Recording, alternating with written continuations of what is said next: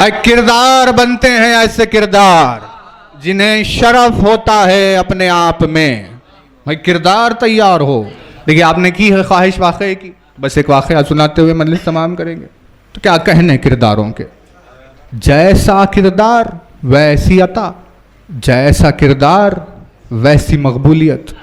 और तवज्जो रहे, जब बनता है कोई किरदार, किरदार में ये नहीं होता कभी कि हिम्मत है और सखावत नहीं, कि भाई ताकतवर है हिम्मत तो रखता है लेकिन कंजूस हो, ऐसा नहीं होता। यानी अभी किरदार नहीं है। किरदार जब बनता है किरदार तो उसमें सखावत होती है, उसमें शुजाअत होती है, उसमें हिम्मत होती है, ताकत होती है, गैरत होती है, तौफीक होती है। तमाम वजीरों के अलावा पूरी रियाया का जोर जो जाता है, तब जाकर बनता है किरदार। और जब वो किरदार बनता है तो उसकी बेनियाजी और उसका अपना रोब, क्योंकि बना है बहुत बड़ी चीज, इसीलिए वो सबकी परवाह भी नहीं करता, क्योंकि बन रहा है किरदार। अब उसकी निगाहों में ठहरता है वही जो वैसे किरदार का हो, वरना किसकी परवाह बताइए। जिंदगी गुजारी है तन्हाई में सलमान ने, कोई ठहरा सलमान की निगाहों में? बात भी अगर कभी की तो बूजर से की, क्योंकि किरदार को चाहिए किरदार। ऐसे तैयार होने के बाद जब किरदार अपने वक़ार, अपने जाम और अपने इफ्तिखार के आलम में होते हैं, तो ऐसे किरदारों को जिसकी गुलामी में आना शरफ मालूम होता है, उस हस्ती का नाम अली है। सारे बड़े किरदारों के लिए मकाम शरफ होता है, जहां वो दुनिया को अपनी निगाहों में एक पल के लिए नहीं लाते, उन्हें अपने नसीब पर यकीन नहीं होता जब उन्हें गुलामी अली हासिल हो जाए। वैसे ही एक किरदार का नाम है मालिक अश्तर।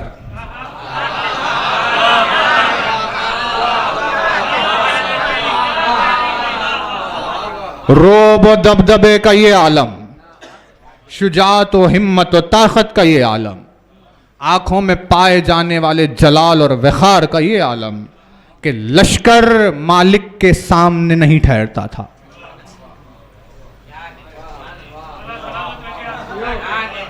लश्कर एक फर्द के सामने नहीं ठहरता था। ऐसा किरदार, ऐसे किरदार की आंखों में झिझक पैदा हो गई जब सिफ़ीन के रोज अली के सामने आए।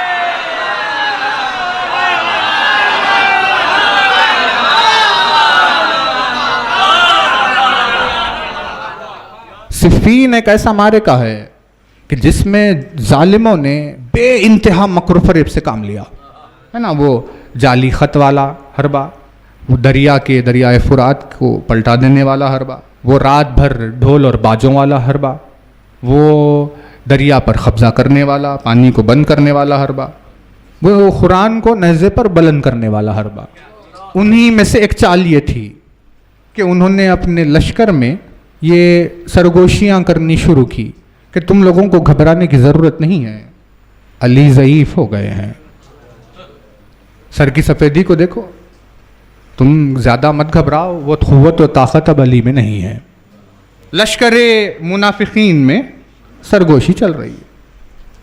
अली के लश्कर के अलमदार का नाम मालिक है। न जाने कैसे हवाओं ने यह पैगाम मालिक तक पहुंचाया। भाई फिर अलमदार कहते किसे हैं? लश्कर का अलमदार वही होता है जिसे दुश्मन की हर एक साजिश की खबर हो और मालिक ने सुन लिया कि लोग ये कह रहे हैं कि अली ज़ईफ़ हो गए हैं। मालिक ने सुना कि अच्छा तुम लोग ये चाल चल रहे हो। मालिक अश्तर जैसी हस्ती अली के खैमे में आई, झुकी हुई निगाहों से एक बेचैनी कैफियत में अली को देखा, बाहर निकल कर चले गए।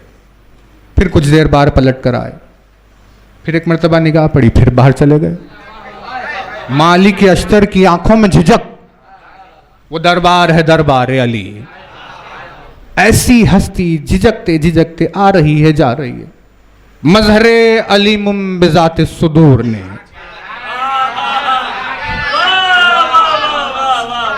अल्फाज के बगैर सुन लिया। और जब एक मर्तबा मालिक पहुंचे तो अली ने पूछा, क्या बात है मालिक, कोई बात है जो तुम कहना चाहते हो? तो झिझकते झिझकते मालिक ने कहा, मौला दुश्मन ये साजिश कर रहा है, थोड़ा सा खिजाब लगा लीजिए। दुश्मन ये साजिश बना रहा है कि आपके सर की सफ़ेदी को देखकर वो ज़ईफ कह रहे हैं। ये सुना मालिक का जुमला अली ने। मौला फरमाते हैं, मालिक, अली अपने चाहने वालों की ख्वाहिशें पूरी करता है।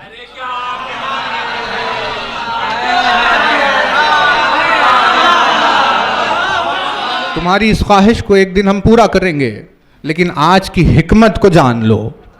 अली ने पूछा कि मालिक ये बताओ, क्या तुमने कभी गौर किया है कि क्यों दुनिया में कोई तिफल की सूरत में आता है और आहिस्ता आहिस्ता लड़कपन की तरफ जाता है, फिर आहिस्ता आहिस्ता जवानी होती है, फिर वो बुजुर्गी की सानिब जाता है और फिर इस दुनिया से गुजरता है? क्या बताइए मौला क्या वजह? अली ने कहा, वो इसीलिए क्योंकि जब कोई वजूद इस दुनिया में आता है तो खुदावंद आलम की मर्जी ये है कि आहिस्ता आहिस्ता आहिस्ता उसकी बुजुर्गी नुमाया हो।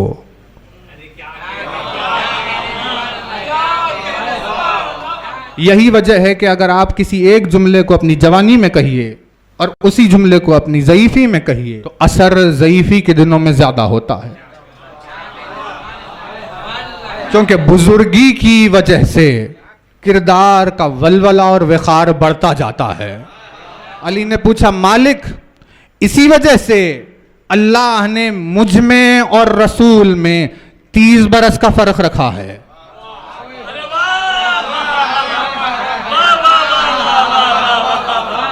मुझ में और रसूल में 30 बरस का फ़र्क रखा है, क्योंकि खुदा ने यह नहीं चाहा कि मैं रसूल की मौजूदगी में बुजुर्ग नजर आऊं। तवज्जो नहीं कर रहे।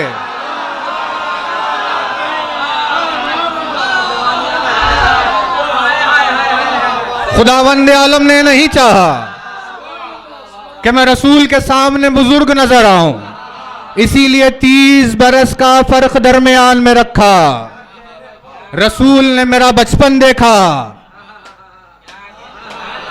रसूल ने मेरा लड़कपन देखा, रसूल ने मेरी जवानी देखी, लेकिन मेरी बुजुर्गी का दीदार तेरे हिस्से में आया है मालिक।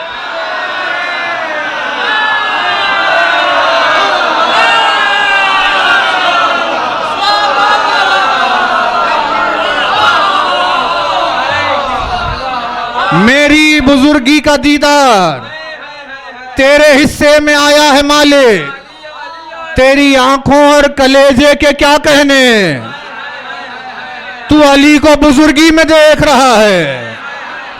कोई जाकर कोहे तूर पर मूसा को आवाज दे कि वो जलवा जो होते होते न हुआ, और मूसा को गश आ गया।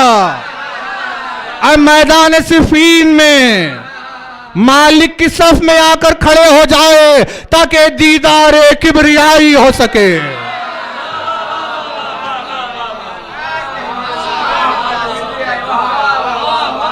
अली ने फरमाया, तो खिजाब की फिक्र न करना मालिक, अभी अली की कुव्वत और ताकत का दुनिया को अंदाजा नहीं। ये कहकर एक मर्तबा तैयार होने लगे। नहीं, तवज्जो नहीं किया आपने। अल्लाह का चेहरा और तैयारी कर रहा है। अब कौन दीदार की ताब लाए बताइए। अल्लाह का हुस्न अपने आप को संवार रहा है। अब कौन दीदार की ताब लाए बताइए। एक मर्तबा अली तैयार होने लगे, ज़रा पहनी, तलवार बांधी, खोद रखा, उन चीजों से लैस होकर एक मर्तबा अली तैयार हुए और आगे बढ़ने लगे। तो हूरा ने जिना की क्या बात, जवाना ने बनी हाशिम की निगाहें नहीं हट रही थी।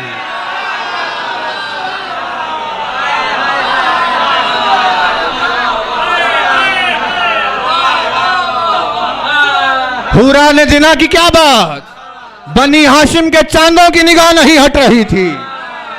और उस 63 बरस की ज़ईफी में अब तैयार होकर जो अली सफ में आकर खड़े हो गए, तो मालिक को समझ में नहीं आ रहा था कि अली किधर है और अब्बास किधर।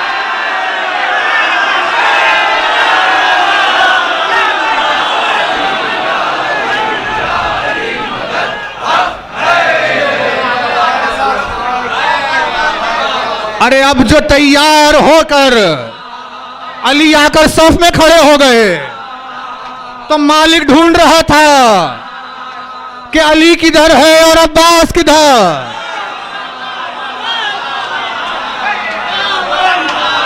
बस अब इस मौजू को तमाम कर रहे हैं। तैयार होने के बाद सफ में खड़े हो गए, मालिक ढूंढ रहा था कि दोनों में फर्क क्या है। तो अब तू ही बता या अली कि हम तेरी जवानी पर निसार हो जाए।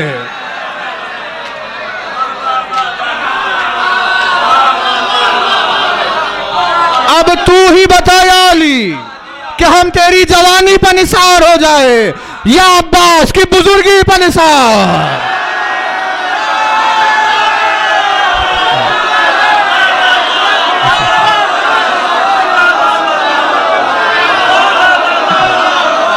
कलम